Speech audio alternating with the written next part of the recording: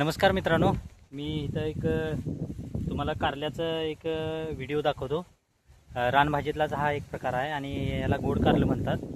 आणि हे बघा, याची भाजी खायला एक नंबर आहे, आरोग्यासाठी खूप चांगली आहे। हे बघा, तुम्ही बघू शकता मित्रांनो, दिसलं का? ही भाजी पावसाळ्यातच फक्त असे ठराविक ठिकाणीच याचे वेल येतात।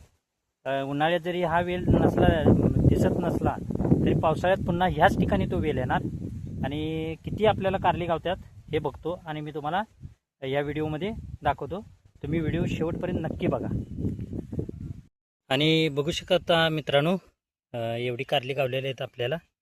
ह्याच्यात अजून काहीतरी बटाटा वगैरे ॲड करून आम्ही त्याची भाजी बनवणार। आणि भाजी कशा पद्धतीने बनवायची हे मी तुम्हाला दाखवतो। बघा, भाजी ही अशा पद्धतीची असते।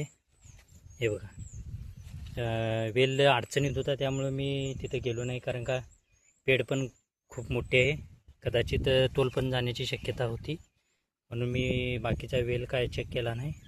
अजून गावले असते तिथं, कारण का वेल अडचणीत होता त्यामुळे मी काढू शकलो नाही। एवढीच गावलीत। एवढी अजून याच्यात काहीतरी बटाटा ॲड केला तरी 4-5 माणसांसाठी ही भाजी चालते आणि खरंच खूप आरोग्यदायी आहे।